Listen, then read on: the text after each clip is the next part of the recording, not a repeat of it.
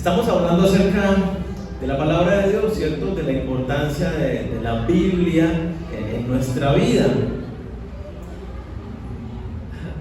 Dios fue quien constituyó a la iglesia, quien la ideó, y cuando vamos a la Biblia, pues nos encontramos cuáles eran de las cosas principales. Está la palabra de Dios. Dice que la iglesia, cuando empezó el día de Pentecostés, dice, perseveraban en la doctrina de los apóstoles, estaban ahí estudiando juiciosos la sana doctrina que estaba siendo revelada a través de los apóstoles en ese momento histórico, con base en lo que decían todas las escrituras del Antiguo Testamento.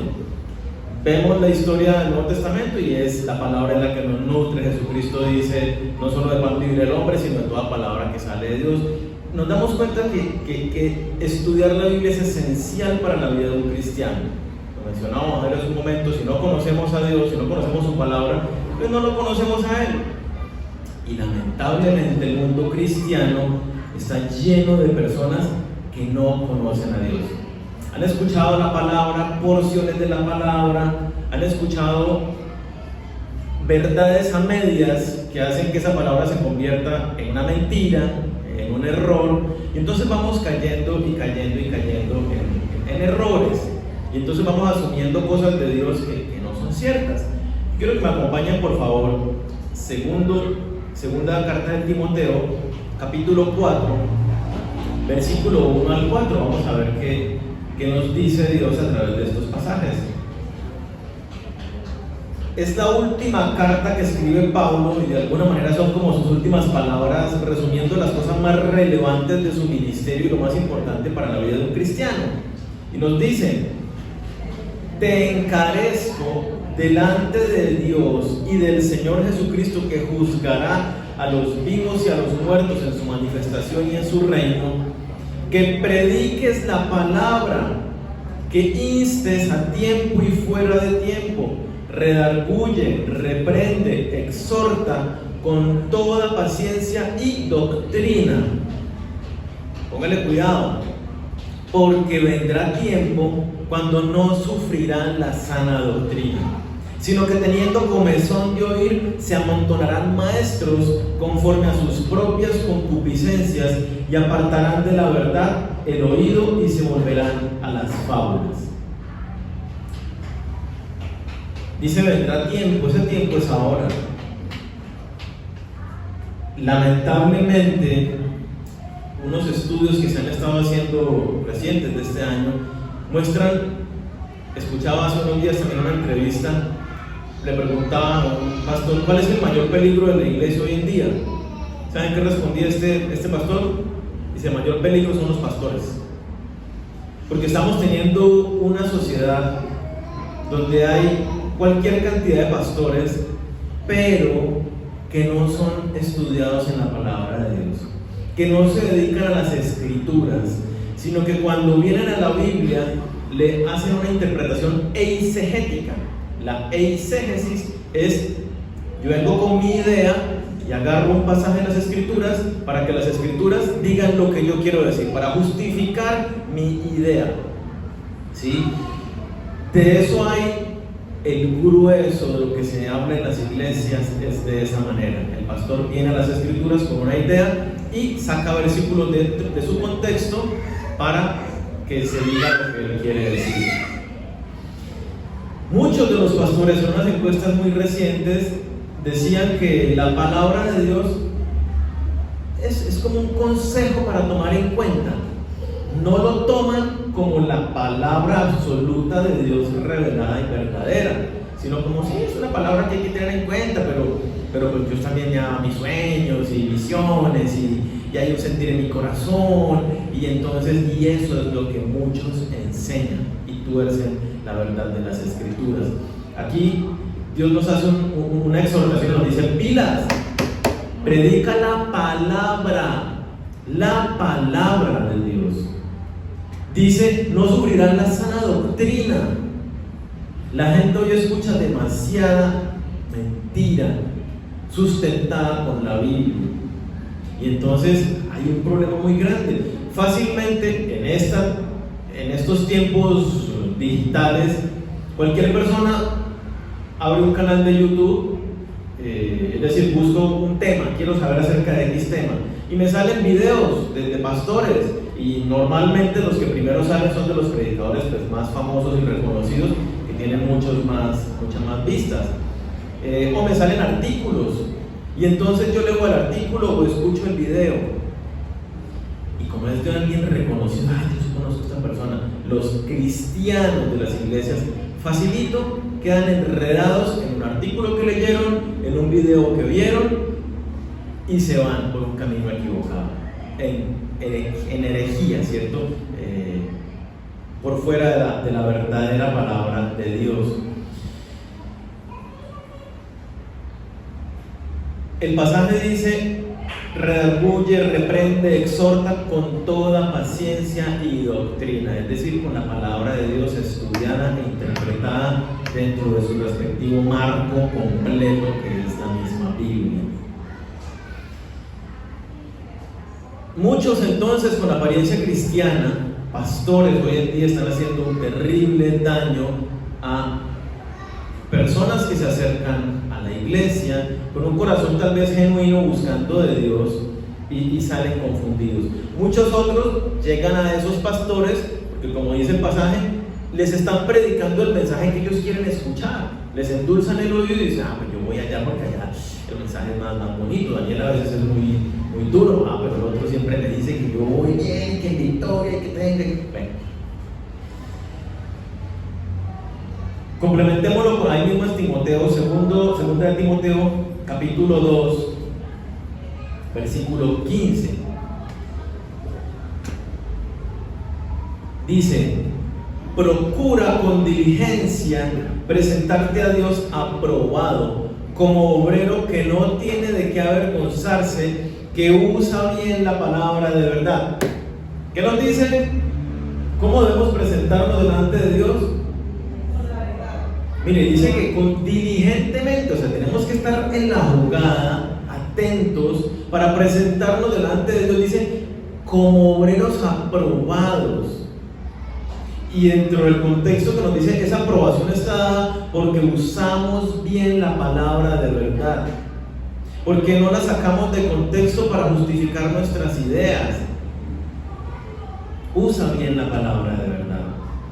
Necesitamos estudiar la palabra de verdad. Yo quiero continuar el pasaje en versículo 16. Mas evita profanas y vanas palabrerías, porque conducirán más y más a la impiedad, te van a llevar al pecado, a la desobediencia, a la rebeldía. ¿Por qué? Porque escuchaste un mensaje que decía: no importa, ya estamos en la gracia, no importa que tú peques, no importa que tú te emborraches, no importa que tú fumes, Dios es bueno, Dios es amor, y al final tú ya rendiste tu vida, así que no pasa nada. ¿Sí? Nada, un mensaje de estos te lleva a pecar, y este mensaje que acabo de decir lo predican en iglesias, mega iglesias. Hilson predica eso que yo acabo de decir, por ejemplo, a nivel mundial, y la gente sigue por millones a esta iglesia donde predican esto. ¿Qué pasa con las personas? Van siendo enviadas a pecar con una buena intención, pero imagínense, conducirán más y más a la impiedad, y su palabra, póngale cuidado, versículo 17, su palabra carcomerá como gangrena, de los cuales son Himeneo y Fileto, que se desviaron de la verdad, diciendo que la resurrección ya se efectuó, y trastornan la fe de algunos. Mire que Pablo dice claramente quiénes son los que se desviaron de la verdad.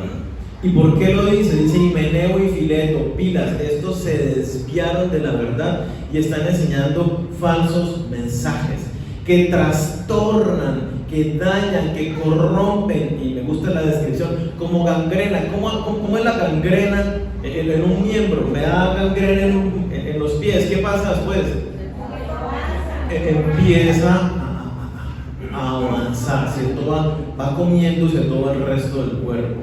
Dice que es el apartarse de la verdad, como hacen muchos.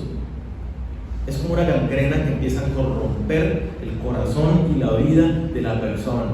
Don Jairo lo decía en un momento, el corazón se endurece, la persona cae en pecado por rebeldía, porque se justificó, y entonces se trastorna la fe de muchos. Hoy vamos a estar estudiando la palabra de Dios y vamos a ver algunos de los errores más comunes que se han introducido actualmente en medio de las iglesias. Yo les voy a decir nombres de algunos pastores, ministros que enseñan estos mensajes sin ningún ánimo de menospreciar al hombre como tal, pero sí, como pastor que me ha puesto este rebaño, esta congregación, quiero cuidar sus corazones y que ustedes estén advertidos, y si escuchan algún mensaje de estos predicadores, si leen artículos, libros, sepan que tienen que estudiarlos con pinza. Yo les diría, es más, no lo hagan. ¿Cuál es el consejo que nos dice el versículo 16? Evita profanas y vanas palabrerías. Evite a aquellos que se están apartando de la verdad. Si usted escucha un pastor X y le gusta porque tiene una chispa, una dinámica y es buenísimo y sus mensajes llegan, pero si este pastor se ha apartado de la verdad, yo le diría, evite escucharlo a toda costa, ni siquiera para retener lo bueno, porque usted puede estar cayendo engañado. Entonces voy a hacer esto con ese ánimo, ¿sí? Obviamente voy a estar mencionando algunos de los más famosos, pero hay montones. Entonces yo los invito a que vayamos a ver estos aspectos, errores, movimientos que se han metido hoy en la iglesia cristiana. Uno de estos importante es el movimiento apostólico. ¿Qué enseña el movimiento apostólico? Que hoy en día hay apóstoles. Entonces de repente yo ya no soy Daniel Amaya ni pastor Daniel Amaya, sino soy apóstol. El apóstol, a partir de ahora el Señor me ha dado una revelación, me pueden decir apóstol, mejor dicho, me tienen que decir apóstol, si no están atentando contra la autoridad delegada de Dios. Enseña que hoy hay apóstoles, pero cuando nosotros vamos a la Biblia nos habla de los apóstoles, ¿cierto? En Corintios, por ejemplo, son mencionados los apóstoles. ¿Sí recuerdan el pasaje? Ahí en 1 Corintios 12 hay apóstoles, profetas, maestros, y bueno, empiezan a especificar. Cuando la palabra allí en Corintios nos habla de apóstoles, no nos habla de apóstol como el llamado en el ministerio, sino nos habla como el don del apóstol, ¿sí? Si lo pusiéramos en un contexto actualizado, esa palabra apóstol es enviado. Así que si yo envío, si la iglesia envía a cualquiera de ustedes a una misión, a otro país como misionero, usted está siendo un apóstol, está enviado en una comisión a llevar la palabra de Dios a otro lugar. Ese sería el apostolado, el don de apóstol que habla la Escritura. No es de ninguna manera de la categoría de los 12 apóstoles, como el movimiento apostólico actual está queriendo enseñar. Entonces, ¿cuáles fueron los 12 apóstoles? Ustedes los conocen. Judas se ahorcó y después de eso quedó Matías, ¿cierto? Como reemplazo. Aparte de los 12 que Jesucristo escogió así, a dedo los llamó y dijo, venga usted, y el último Matías, que también lo eligió Dios a través de la reunión que hicieron allí los apóstoles, se encuentra Pablo. Pablo también es apóstol. Miremos lo que dice 1 Corintios 15, versículo 8 y 9. Ya vamos a aclarar un poquito todo esto. Dice, y al último de todos, como a un abortivo, me apareció a mí, porque yo soy el más pequeño de los apóstoles, que no soy digno de ser llamado apóstol, porque perseguía a la iglesia de Dios. Pablo está diciendo, último, yo soy el último de los apóstoles. Están los 12, y yo soy el último. Y eso, ni siquiera debo ser considerado apóstol por todo lo que hice en mi vida. Cuando vemos la descripción de la Nueva Jerusalén, dice que está fundada sobre 12 columnas, que son los 12 apóstoles. Está haciendo claridad de 12, no habla ni siquiera de Pablo cuando nos menciona el Apocalipsis. Ahora bien, el movimiento apostólico habla de que el apóstol tiene una autoridad igual que la de Pedro, Juan, Pablo, Jacobo, Andrés, que todos ellos. Para ser apóstol había básicamente dos requisitos más importantes, y es que fueran testigos oculares de Jesucristo resucitado. Los 12 apóstoles estuvieron con él en el recinto, inclusive Matías estuvo allí dentro de eso. Lo dicen ellos cuando van a elegir a Matías, ahí en el capítulo 1 del libro de Hechos. Dice, dentro de los que están contados aquí, que estuvieron con Jesucristo desde el bautismo y hasta la resurrección, Señor, elige a uno de estos. Y ahí sale Matías. Y Pablo, como Pablo mismo lo dice, a mí el Señor se me apareció, Jesucristo resucitado se me manifestó a mí. Él también fue testigo ocular.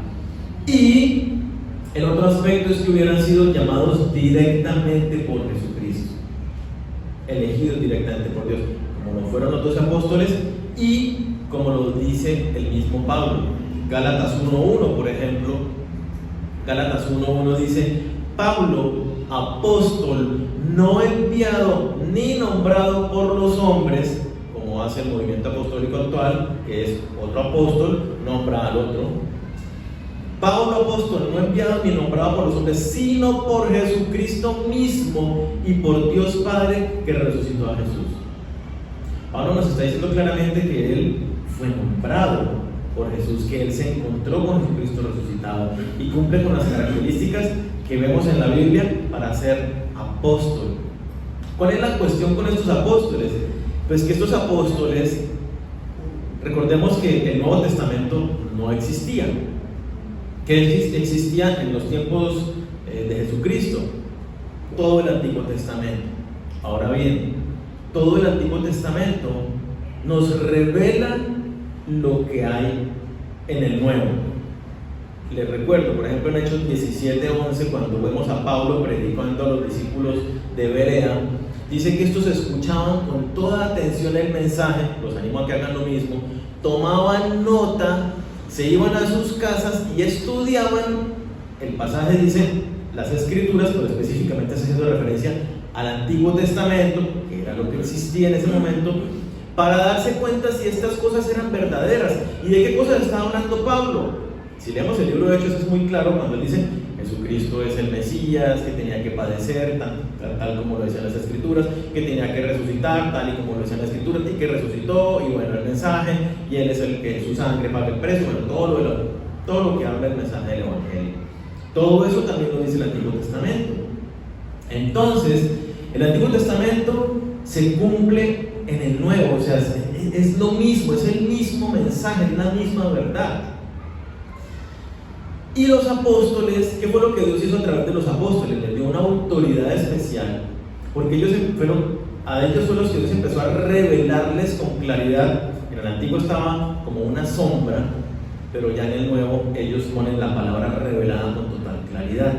Ellos tenían esa autoridad de sentar las bases. Por eso dice el pasaje en Efesios 2:20: edificados sobre el fundamento de los apóstoles y profetas, siendo la principal piedra del ángulo Jesucristo mismo.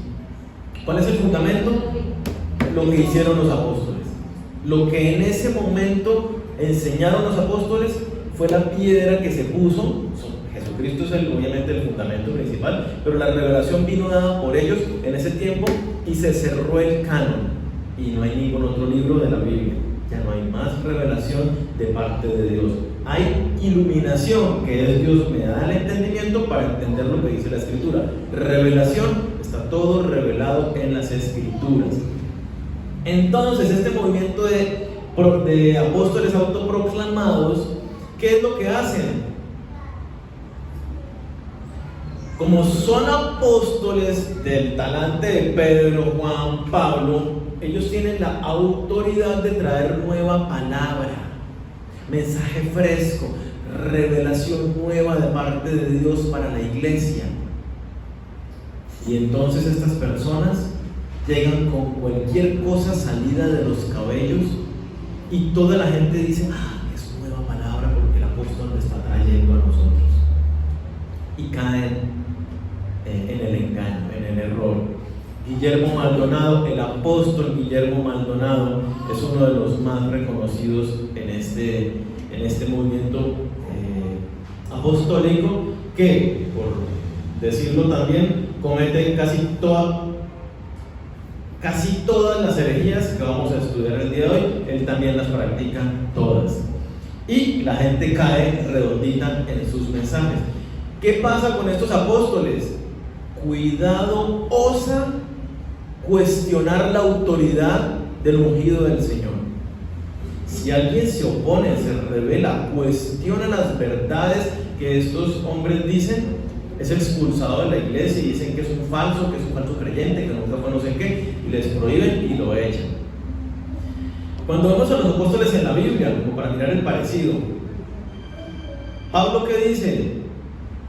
Yo he vivido en la escasez, he vivido en la abundancia, renuncié a todo, ando con una mochila de un lado para el otro. En la mochila tengo son los libros de la Biblia y un abrigo para el invierno, y para de contar. ¿Qué vemos en Pedro y Juan? Llega a la puerta de la iglesia, el mendigo les dice, levanta la mano extendiendo algo. ¿Qué dicen ellos dos? No tengo plata ni oro, pero lo que tengo te doy, en el nombre de Jesús, levántate. En cambio, los apóstoles de hoy, mansiones, terrenos, jets privados, carros y carros y carros, trajes de diseñador, andan con la mejor de lo mejor. Su mente y su corazón está pensando en el dinero. Entonces, tenemos que tener mucho cuidado con todo lo que tiene que ver, todo lo que salga de estos movimientos donde hay apóstoles. Segundo movimiento que encontramos comúnmente en las iglesias: confesión positiva o de fe. La idea de este movimiento es que la palabra hablada tiene poder para crear nuevas realidades. La palabra de Dios tiene poder. Entonces te dicen, es como muy común, ¿no? La palabra de Dios creó el universo, nosotros somos hijos de Dios, nuestra palabra también tiene ese poder para crear esas nuevas realidades. Entonces, no sé si alguno de ustedes cayó en alguna de estas, como yo hace muchos años. Está enfermo. Así empezó, ¿no? Así se detecta usted los de la confesión positiva. Yo, ¿cómo está? Mal, me duele todo, estoy terriblemente enfermo. No diga eso, cancelo esas palabras en el nombre de Cristo Jesús, para quitarle el poder a lo que usted acabó de decir. Porque si usted dice que está enfermo, entonces cae enfermo. No, yo estoy ya enfermo, y que diga que estoy enfermo, o sea, si digo lo contrario, estoy teniendo un problema, no de fe, un problema mental, porque no me doy cuenta de la realidad, o niego la realidad. Esta confesión positiva justamente dice eso: lo que usted declare es lo que se va a convertir en realidad en su vida. Tiene tantísimo poder en la iglesia hoy en día porque tiene muchísimo poder en el mundo. Hay muchísima gente que no cree en Dios, que creen en el poder de las palabras, y de esto hay libros, hay películas. La película El Secreto, el libro El Secreto, hablan de eso. Tú lo atraes con tu mente, con tu pensamiento, lo que tú te enfoques lo atraes a tu vida. Tú quieres plata, entonces haz un cartel donde pongas un carro, la moto, la casa, billetes ahí, y te estás visualizando todo el tiempo y lo atraes a tu vida. Confiésalo, declara que eres sano y serás sano. Ese es el movimiento de la confesión positiva. No es bíblico, es una herejía, es falso. Los cristianos, nuestra palabra tiene poder, y lo dice la Biblia. Pero ¿qué clase de poder tiene? Dice Proverbios 18:21: la muerte y la vida están en el poder de la lengua, y el que la ama comerá de sus frutos. No está diciendo que mi palabra tiene poder para que claro que soy sano y ¡puf! No funciona así. El poder que tiene mi palabra, y ustedes han disfrutado del poder que tienen, cuando usted responde feo a su pareja o a alguna otra persona, ¿tiene poder de afectar la vida de esa persona? La pone de mal genio, la pone triste con lo que usted le dice. O todo lo contrario, si usted le hace un halago a la persona, tiene el poder de sacarle una sonrisa, de hacer que se sienta mejor, de edificar. Dice la palabra: ninguna palabra corrompida salga de tu boca, sino la que sea buena a fin de edificar al que escucha. Entonces mi palabra, cuando yo les comparto palabra de Dios, tengo el poder de edificar la vida de la persona que me está escuchando en esta conversación que tengo, en el trabajo, con un vecino, en donde sea. Ese es el poder que habla la palabra de Dios. Pero este movimiento, entonces, es: declárelo, confiéselo, decrételo. Y están decretando, confesando y ordenando y declarando que va a suceder de esta manera. Y ¿Saben que por esto ha muerto gente? Llegó una familia con su hijo a la iglesia.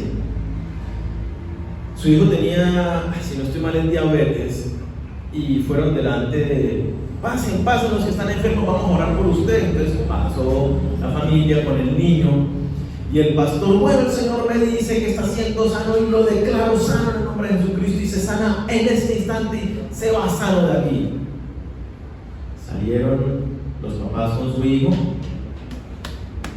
El pastor declaró sanidad, dijo que Dios lo estaba sanando y lo declaró sano. Llegaron a la casa, el niño se enfermó, empezó a manifestar los síntomas de la enfermedad, fiebre y no sé qué más.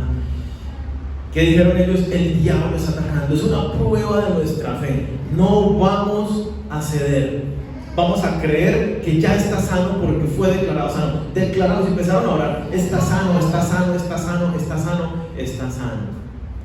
El niño convulsionó y murió. ¿Por qué? Porque no se le administró la medicina. Un peligro este movimiento hereje, porque no es bíblico. Nosotros no tenemos ninguna autoridad para crear nuevas realidades. Dios tiene todo el poder. Dijo: sean hechos los cielos, y fueron hechos. Dice la palabra en Hebreos capítulo 1 versículo 3: todas las cosas en el universo se sustentan con la palabra de su poder. ¿Cuál palabra? ¿La nuestra? La de Dios, no la nuestra. A nosotros, y ustedes no van a ver en la Biblia a ningún hombre de Dios declarando, decretando, a menos de que Dios les hubiera dado la instrucción específica de hacerlo. No es bíblico. Nosotros no tenemos ese poder, solo Dios. ¿Qué dice la palabra? Ore, y el Señor escucha y es soberano para ver cómo responde, si sí hace lo que le estoy pidiendo o si no, de acuerdo a su propósito, no de acuerdo a los míos, porque Él hace según el designio de su voluntad, dice la Escritura. Entonces hay que tener mucho cuidado con esto. Joyce Meyer, no sé si alguno la conoce, una mujer muy reconocida, tiene muchos libros de esto, de la confesión positiva, de declárelo de esto. Mal.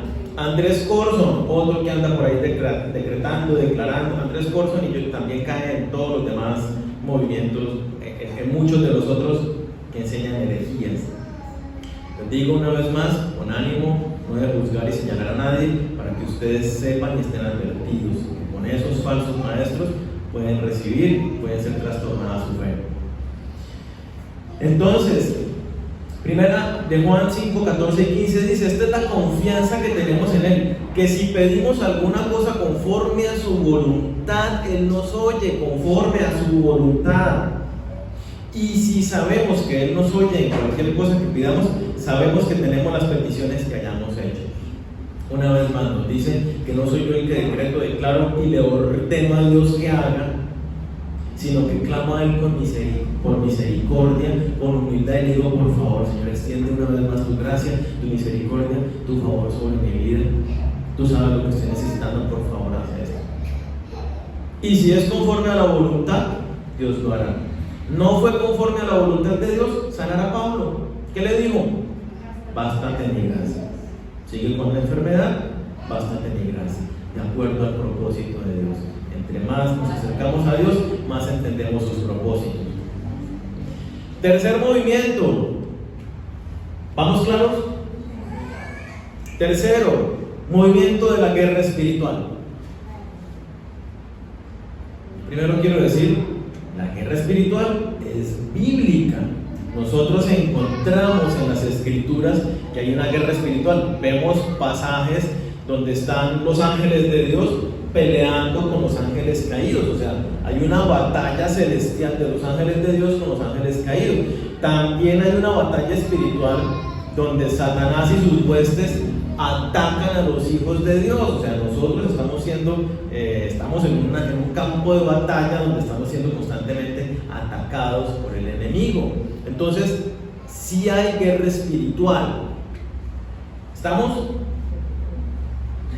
Guerra espiritual donde somos tentados, seducidos, donde nos enfrentamos a esas dudas, donde hay fuerzas demoníacas que definitivamente atentan contra nosotros.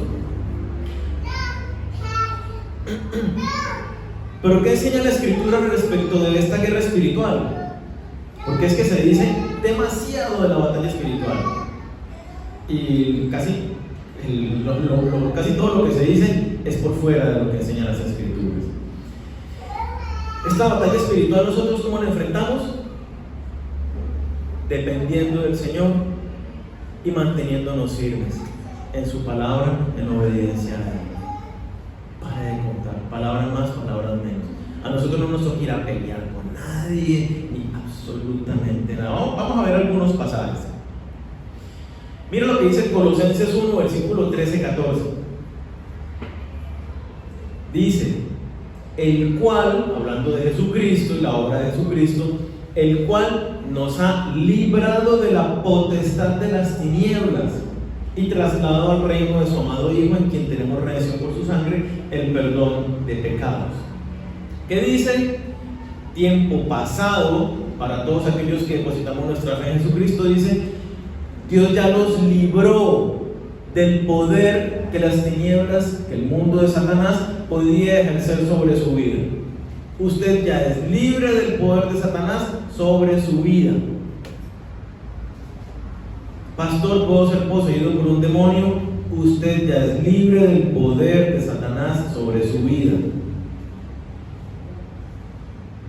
¿Puedo ser oprimido? Seguramente no dude que lo está haciendo. Colosenses 2, versículo 15. Oprimido es siendo tentado, pensamientos, ideas que lo llevan a desviarse de la verdad de Dios.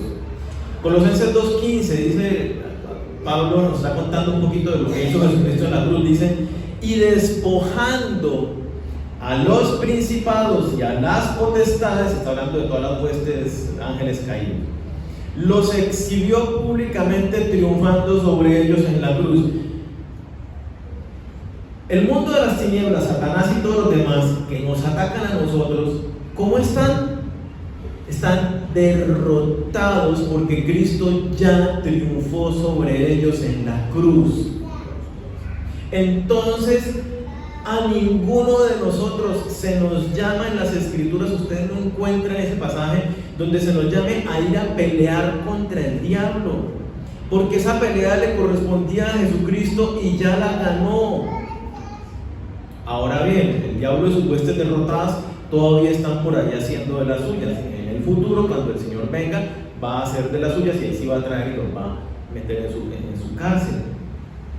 Pero nosotros ya somos libres del poder de las tinieblas. Jesucristo ya venció al enemigo. Entonces, nuestra pelea es mantenernos firmes en el Señor. Dice: ¿cómo es la guerra espiritual? Sometidos y fortalecidos en Él. Mira lo que dice Santiago 4:7. Santiago 4:7 nos da una frase muy clara, dice: someteos pues a Dios, resistid al diablo y él huirá de vosotros. ¿Qué nos dice clarito de la guerra espiritual? Dice: el mismísimo diablo está ahí al frente suyo buscándole pelea. ¿Qué dice Dios que haga? Te reprendo, Satanás. Usted no encuentra en ese pasaje en las Escrituras. Jesucristo lo puede hacer. Dice: sométase a Dios, resista. ¿Qué es resistir? Me están empujando y yo no me dejo empujar. Me mantengo firme donde estoy. Me mantengo firme en las promesas que Dios me ha hablado. Me mantengo firme en las verdades de la palabra y no me dejo confundir por otras verdades a medias que me confunden, como estamos viendo justamente que nos advierte Dios. Efesios 6, versículos 10 al 13, clave también a la hora de entender la guerra espiritual. Efesios 6, del 10 al 13 dice: por lo demás, hermanos míos, fortaleceos en el Señor y en el poder de su fuerza. ¿En quién nos fortalecemos primero? Ahí en el Señor, en Cristo Jesús. Vestíos toda la armadura de Dios. El vestir la armadura de Dios no es ir declarando ven a mí, yelmo de la salvación, ven a mí, coraza de la justicia, ahora me pongo el calzado y el escudo. No funciona de esa manera. El vestir la armadura es vivir cada uno de los aspectos que nos enseña este pasaje en lo cotidiano.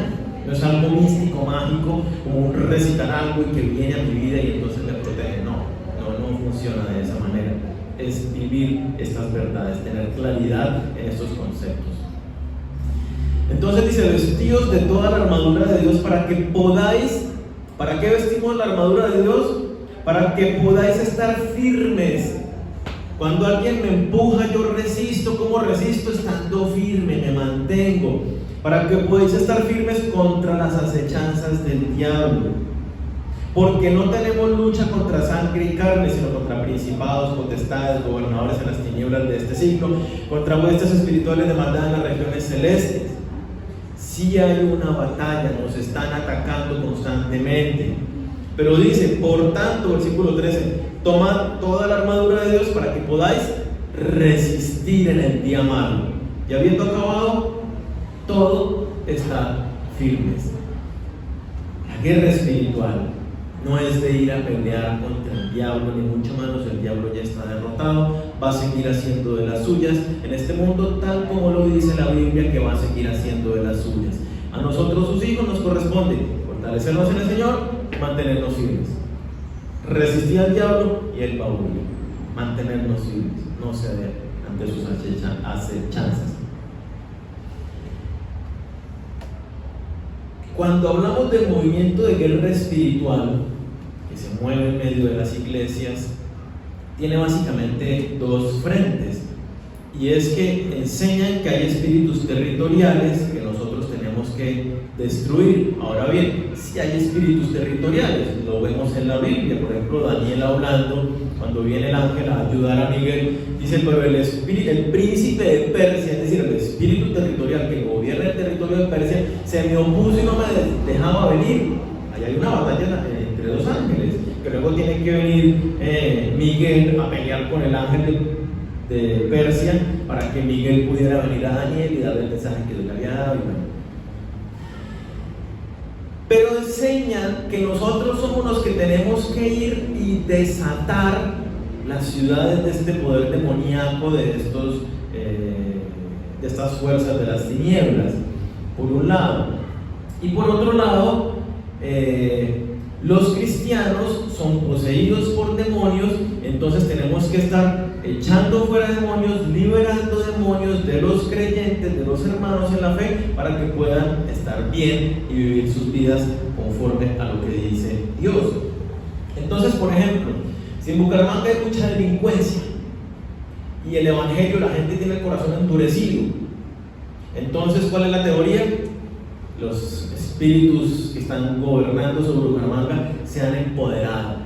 Vámonos a Ruitoque, vámonos allí a Carrería vía Cúcuta, vamos para el aeropuerto y cubramos la ciudad, los 3 montes altos, y atemos al diablo y echémoslo fuera de Bucaramanga.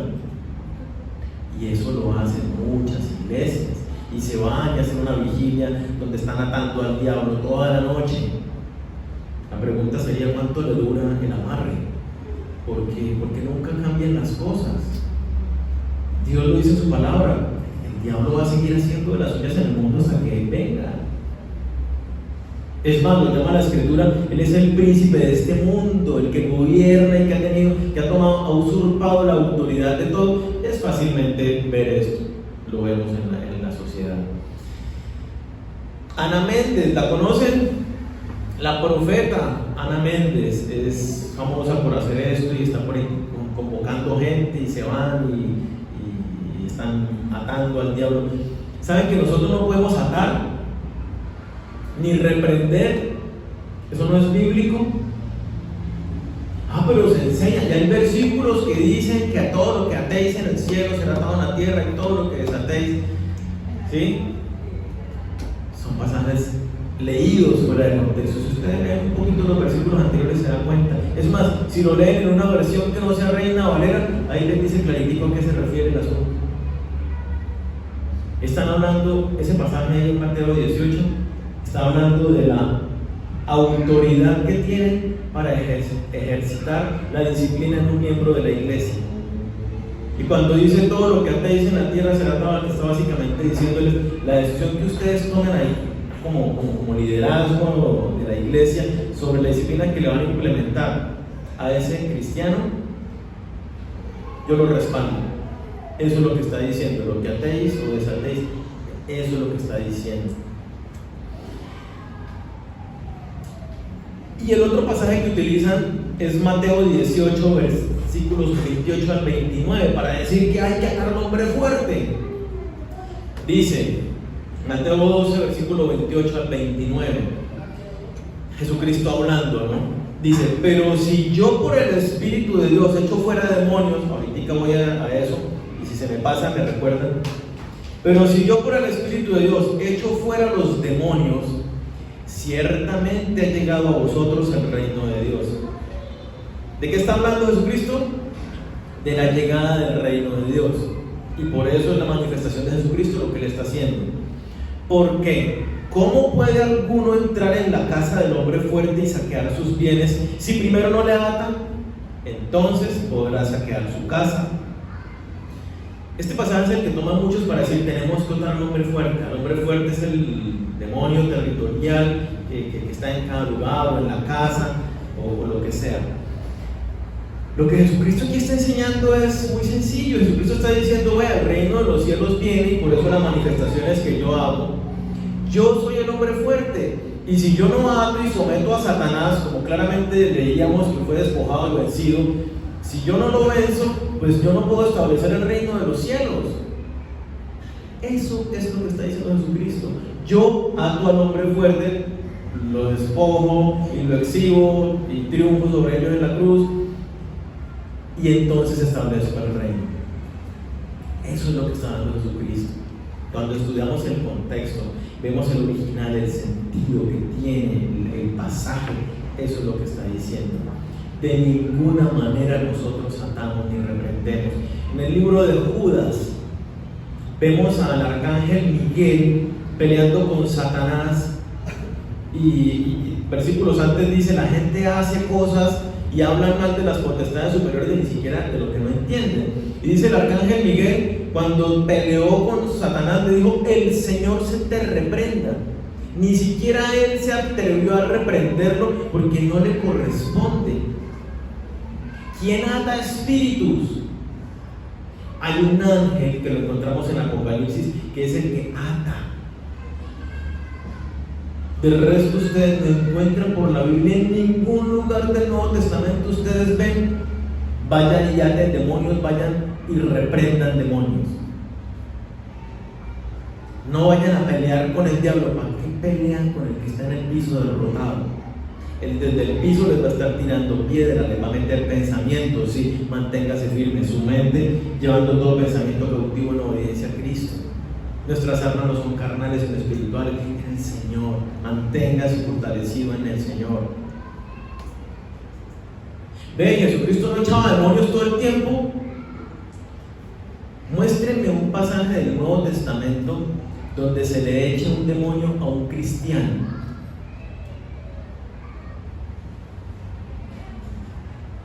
A ningún cristiano se le sacan fuera demonios. ¿A quién se le sacaban los demonios? Y ustedes ven a Pablo y Pedro y a Jesucristo todo el tiempo, van por la calle y echaban fuera demonios. Es más, nosotros podemos echar fuera demonios, no en nuestro poder y no por nuestra autoridad y de ninguna manera en nuestras fuerzas. Cuando el Señor así lo determine para usar la vida de alguno de nosotros, para liberar a alguna persona que no ha conocido al Señor y sea libre de una opresión, de una posesión de Satanás, del mundo de las tinieblas. Nosotros, los cristianos, y ese es un problema, ¿no? Entonces están echando demonios de las ciudades, atando y reprendiendo, y llevan a la gente en estos movimientos que son antibíblicos y no pasa absolutamente nada y se van desviando de la verdad, que va a estar comiendo como gangrena. Y por otro lado, cuando el de la iglesia, cuando el hermanito viene a la iglesia y no, pastor, es que yo fornico, y es que yo tengo relaciones con mi novia y yo le pedí perdón al Señor y me arrepentí, pero volví, caí otra vez y volví, caí otra vez. Entonces los que enseñan esta doctrina, lo que dicen, ay, pobrecito el hermanito, no es su culpa, es que usted está siendo dominado por un espíritu de fornicación. Venga, le saco el espíritu para que usted pueda ser libre y ya viva en santidad con su novia. Pero bueno, y sacan el espíritu de fornicación. A los 8 días llega el hermanito, pastor, se me volvió a meter, y con 7 peores, ¿sí? Entonces empiezan en eso. Pero cuando vemos las escrituras, Colosenses 3 versículo 5 nos dice: mi hermano, haga usted morir lo terrenal en su vida. El Señor ya lo libró de la potestad de las tinieblas. El Señor le ha dado su espíritu, que no es espíritu de cobardía, sino de amor, de poder y de dominio propio. Ejerza ese dominio propio y absténgase. Y de esa manera pasa lo que veíamos en el pasaje antes. Usted resiste la tentación, resiste al diablo y él huye de usted. Esa es la batalla espiritual como la enseña la Biblia. Entonces de ninguna manera decir nosotros a estar echando demonios, ni ay, pobrecito hermanito, venga, lo que usted tiene es esto, no. Jesucristo ya hizo la obra. Entonces, ¿cómo liberó Pablo a la ciudad de Éfeso? Si vemos a la Biblia nos acordamos que Éfeso era una ciudad plagada de paganismo, de idolatría, de hechicería, de brujería. ¿Qué hizo Pablo para liberar a Éfeso? Se subió a la montaña más alta y ató al diablo. Leemos en el libro de los Hechos que lo que Pablo hizo fue predicó el mensaje del Evangelio.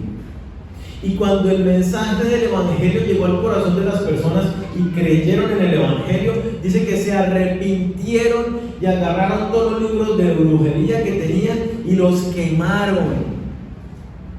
Dijeron: ya no más estas prácticas de adivinación, de hechicería, de magia, de paganismo satánico. Dije, se arrepintieron y el Señor los liberó, se hicieron hijos de Dios y quemaron todo aquello que tenía que ver con esas prácticas. Y el Señor liberó a Éfeso de la opresión de Satanás con la predicación de la palabra de Dios.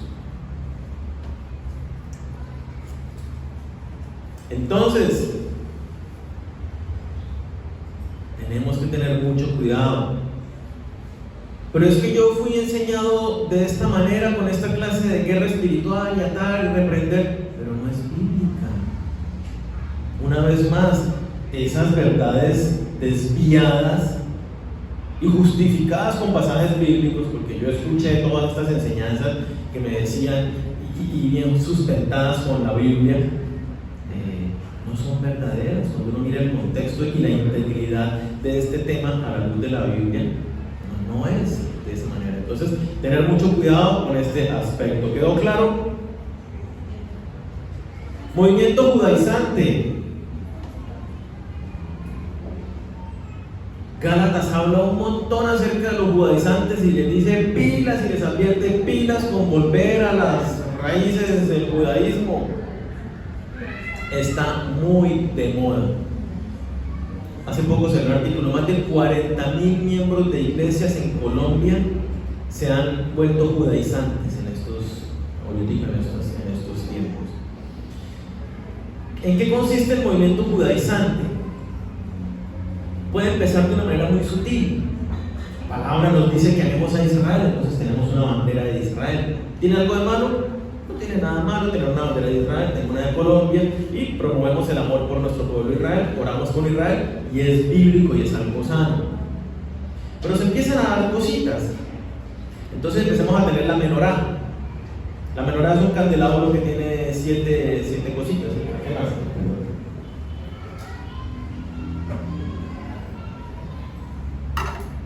La menorá. Entonces la tenemos, yo la tengo en mi casa y la tengo porque es que representa la presencia del Espíritu Santo. Entonces el tenerla, yo sé que entonces el Espíritu Santo está aquí presente en la iglesia, en mi vida, ¿sí? Empiezan a utilizar palabras, entonces empiezan a practicar el Shabbat. Dentro de nuestra iglesia, en Sinfol, hay personas que practican el Shabbat. Entonces, después de las 6 de la tarde del viernes ya no hacen nada, se dedican un tiempo de vamos a orar y esto, y el sábado lo dedican también. Ya empiezan a tener prácticas de la ley que no corresponden a nosotros en el tiempo de Cristo. Empiezan a celebrar las fiestas que celebraba el Antiguo Testamento, que eran símbolo de lo que había de venir en Jesucristo. Entonces empiezan a celebrar el Sukkot y el Hanukkah, y porque son fiestas bonitas. Si ustedes miran las fiestas judías, tienen un aire atractivo, aparte de eso tienen algo místico que es atractivo. Entonces empiezo a utilizar palabras, ¿no?, para referirme a Dios. Entonces digo Elohim, Hashem, Adonai, Shalom, para darle la paz. Entonces Shalom, hermano. Y con esas palabras ustedes dicen, Daniel está en otro nivel, ¿no? Mira cómo usa un lenguaje más espiritualoide. Y empezamos con estas cosas y no nos damos cuenta que estamos empezando a judaizar. Usamos el talí. No sé si ustedes conozcan el talí. Es un manto, como decir una ruana, guardando las respectivas proporciones, que ellos se ponen y se cubren con ellos. Un manto de oraciones, sería la traducción. Y entonces usan el talí durante la predicación, lo tienen aquí en los hombros, o en algunas ceremonias especiales lo usan y se lo ponen a las personas. Estas cosas son del judaísmo. La kippah, algunos hasta llegan a usar la kippah. Yeshua HaMashiach, no Jesús. El nombre de Jesucristo no es Jesús. El nombre de él es Yeshua. Yeshua HaMashiach, Jesús el Mesías. Y entonces es una herejía que usted diga Jesús, porque ese no es el nombre de él. El nombre de él es Yeshua. Y entonces empiezan con argumentos, entre comillas, lógicos, levantando una superioridad lingüística del lenguaje hebreo o arameo, como si la espiritualidad tuviera un idioma. Entonces, algunos tienen el shofar, que es un cuerno, y en algunas ceremonias, en algunas reuniones de las iglesias, en vigilia, he visto agarran y tocan el cuerno ese, y eso es un de libertad. Entonces cuando tocamos el shofar van a ser libres, o cualquier otra cosa, para anunciar la llegada, el inicio de una celebración. Gálatas 3, versículo 1 dice: oh Gálatas insensatos, ¿quién os fascinó para no obedecer a la verdad? A vosotros, ante cuyos ojos Jesucristo ya fue presentado claramente entre vosotros como crucificado. Esto solo quiero saber de vosotros: ¿recibisteis el Espíritu por las obras de la ley o por el oír con fe? Tan necios sois, habiendo comenzado por el Espíritu, ahora vas a acabar por la carne. Cuando ustedes van a la Biblia, Nuevo Testamento, la era de la iglesia, ustedes no van a encontrar un solo pasaje donde Pablo les esté diciendo a los discípulos: practiquen el Shabbat, tengan una menorá, compren un talit para orar. No, dice: cuando oren, humille su corazón, arrepiéntase, mire para abajo, mire su corazón. Ustedes no encuentran a Pablo ni a ninguno de los apóstoles en el Nuevo Testamento, el establecimiento de la iglesia, diciéndoles: hay que celebrar la Pascua. No les dicen: hay que celebrar el Hanukkah, ni el Sukkot, ni la fiesta de la misma de las Semanas. Por ningún lado encuentran eso. Es más, cuando llegaban los judaizantes, varias cartas están advirtiendo pilas, y las peleas que tenía Pablo las vemos en Hechos y Bernabé con los judaizantes que llegaban a decirles: vuelvan atrás, si tienen que circuncidar, si tienen que... Hay iglesias cristianas que están mandando circuncidar a los miembros de la iglesia para tener la salvación. Es bonito el judaizante, el judaísmo. ¿Por qué? Y ser judaizante, porque le da ese aire de espiritualidad, de esos rituales tan bonitos. No suman nada, pero sí, como dice el pasaje que le hablan de eso, trastornan, tergiversan la fe, apartan de la verdad y son como gangrena que va corrompiendo. Tengamos cuidado con no ser seducidos por estas prácticas que nos desvían de la verdad de las Escrituras. Movimiento carismático o místico. Frase favorita: la letra mata, pero el espíritu vivifica. Eso está en 2 Corintios 3:6. La letra mata, mas el espíritu vivifica. Entonces, este movimiento místico o carismático es básicamente: tenemos que dejarnos llevar por el espíritu. Y entonces somos todo espíritu y no hay palabra de Dios. Ahora bien, cuando ustedes van a las Escrituras, el Espíritu Santo se mueve en sincronía perfecta con la palabra de Dios. Si no hay palabra de Dios, olvídese, no hay Espíritu Santo. No puede estar el uno sin lo otro. Usted puede tener el Espíritu Santo, pero si no tiene palabra de Dios, el Espíritu Santo se queda así con los brazos cruzados diciendo: ¿qué hago? ¿Cómo le digo algo? Si es que Él se mueve a través de la palabra de Dios. Dice la Biblia que Él nos guiará a toda la verdad. ¿Cuál es la verdad? Tu palabra es la verdad, dice la misma Biblia. El Espíritu Santo nos lleva a entender la verdad de las Escrituras, nos guía con sabiduría a través de lo que dicen las Escrituras. Si yo no conozco la Biblia, el Espíritu Santo, cuando llega el momento, dice: ¿y yo cómo le advierto? Todo lo contrario, cuando yo estoy metido en la Biblia y está viniendo un mal pensamiento, el Espíritu Santo me dice: pilas, eso tú lo sabes, es pecado. No pienses vengarte, porque a mí es la venganza, yo pagaré, dice el Señor. Más bien perdónalo, más bien deja pasar la ofensa. Y me empieza a recordar pasajes, aunque no me lo sepa de memoria, me empieza a recordar todas estas verdades, donde me dice: no disfrutar al diablo con tu ira. Entonces, son improvisados, y le quieren dar mucha rienda suelta a lo que ellos llaman Espíritu Santo, pero en realidad es pura emocionalidad. Yo conozco varios, pero el primero era muy cerca, un pastor que llegaba el domingo a la predicación, ¿no? Anoche me acosté clamándole al Señor que me diera la palabra para hoy. Nada más empezaba con eso. Yo decía: anoche empezó a pedirle al Señor que le diera la palabra.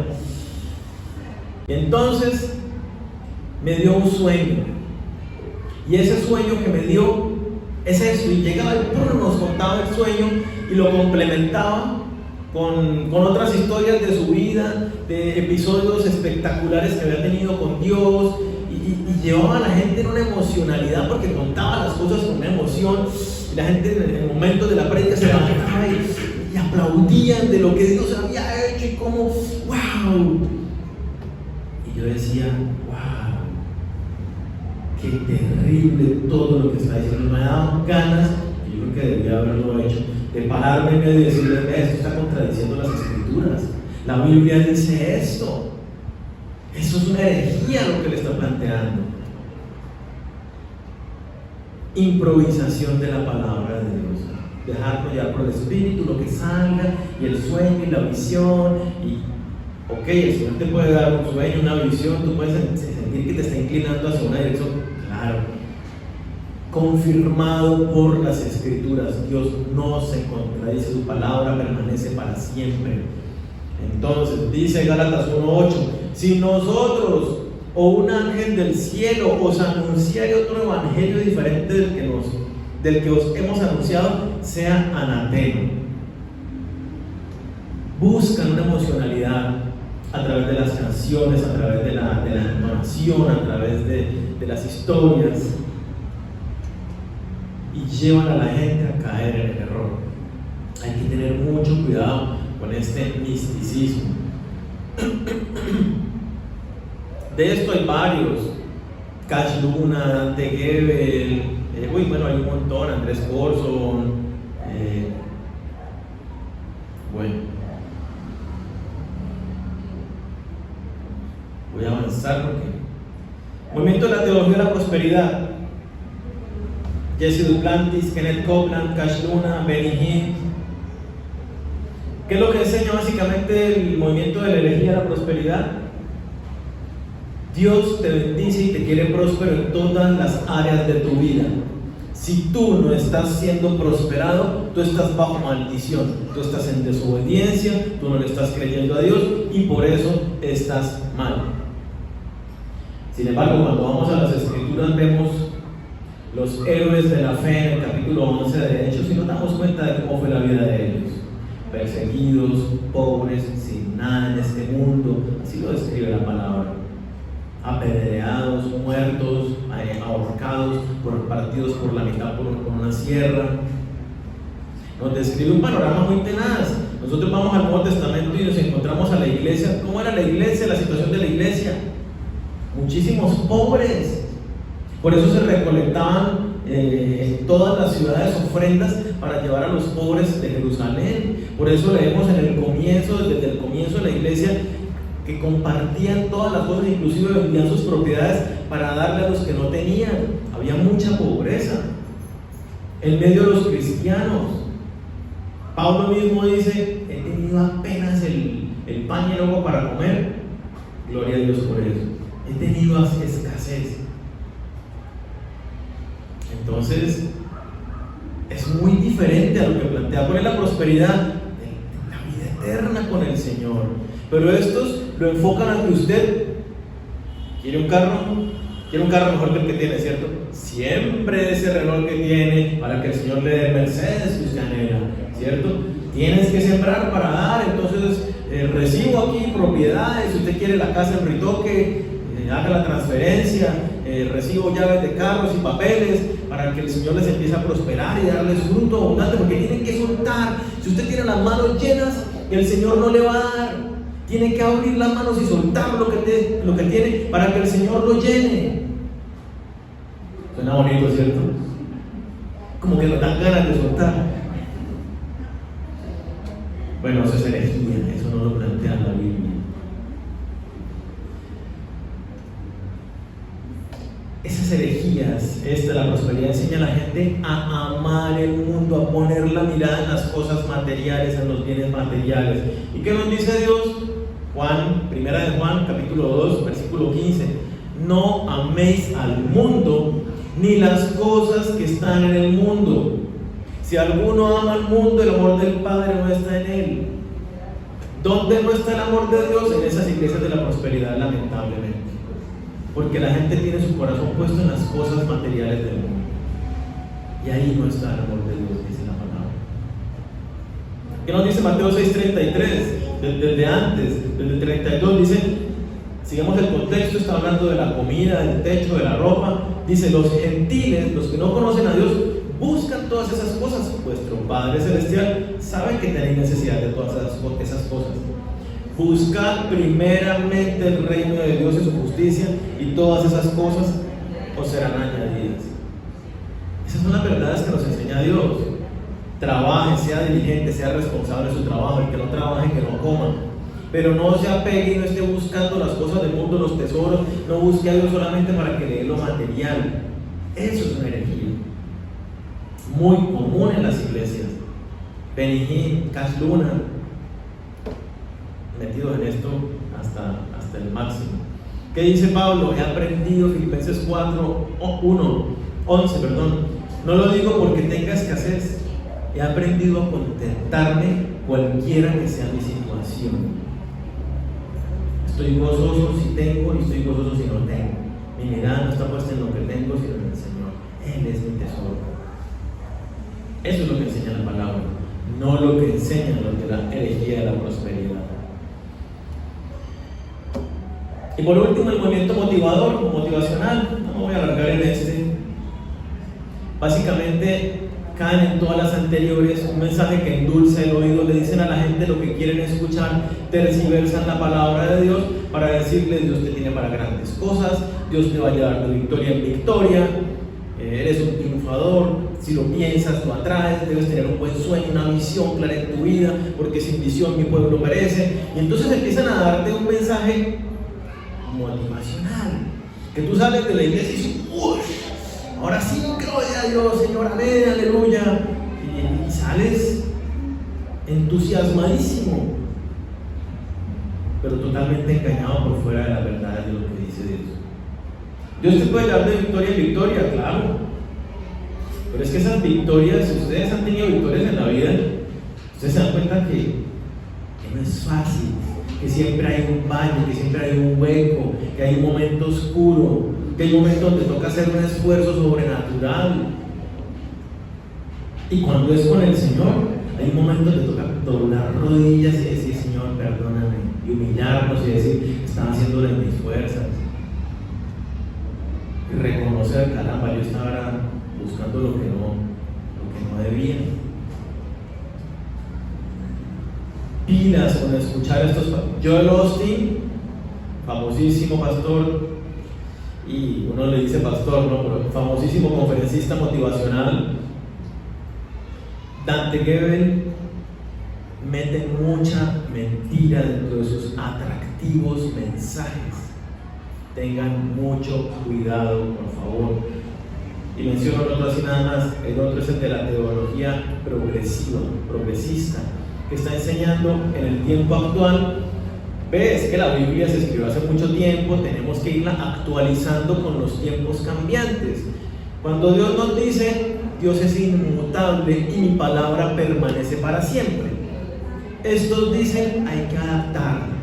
Los nuevos mundos, las nuevas conductas de la cultura conllevan pues nuevas interpretaciones de las escrituras.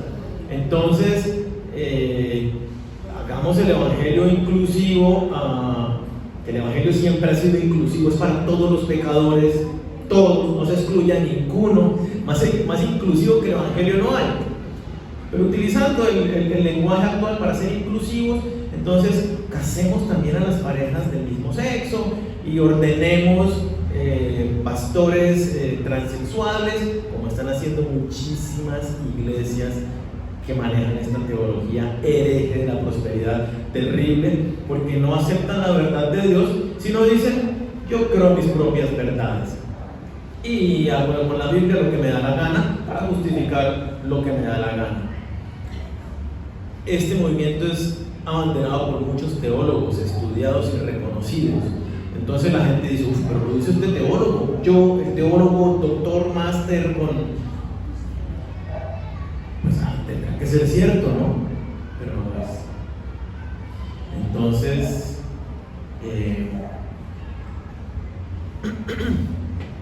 iglesia, hay mucha mentira dentro del ambiente cristiano. Jesús Adrián Romero, Marcos Witt, Cristín de Claro, no me acuerdo, hay tantísimos, que inclusive hoy se llaman cristianos.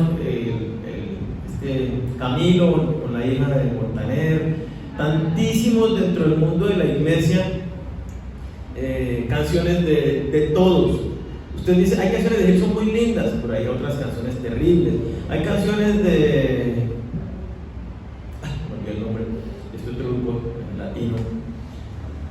Bueno, que son muy lindas. Ay, pero Jesús Adrián Romero tiene canciones muy lindas. Sí, las antiguas, algunas muy lindas, pero otras totalmente nada que ver con la palabra de Dios. Y entonces, esta advertencia que nos hace el Señor esta mañana, ¿cuál es? Hay muchísimo mensaje con apariencia de cristiano que no es cristiano. Lo encuentran en famosísimos predicadores que se han apartado de la verdad y su palabra es como gangrena que corrompe, que han escrito libros, artículos, otros que han compuesto canciones. Los hay en todo lugar. Por favor, tengamos mucho cuidado, seamos estudiosos de las Escrituras, tomen nota. Las canciones que escuchan, ustedes se cuenta, esta canción me está llevando, me está hablando de la liberación y cuál, Espíritu Santo, ven, y yo digo, el Espíritu Santo entró a mi vida desde que yo recibí a Cristo, entonces estoy cantando algo que no tiene sentido. Espíritu Santo, ven a mi vida, y entonces, si no ha venido es porque no soy hijo de Dios. Ay, pero la canción es tan linda y me siento tan bien. Sí, pero es una mentira que te está llevando a sentirte bien con una mentira. Eso es un engaño, te aparta de la verdad y trastorna tu fe. Entonces, tengamos cuidado, analicemos, amemos cada día más las Escrituras, tengamos criterio. Ya les dije muchos nombres para que ustedes tengan cuidado y no se dejen enredar y engañar por lo bonito que predican, ¿sí? Entonces, que siempre con humildad en nuestro corazón vengamos, Señor, yo quiero conocerte a ti, conocer tu verdad. Muéstrame, revela, habla. Ante la duda, saben que siempre pueden contar conmigo, hablamos, estudiamos el pasaje en su contexto,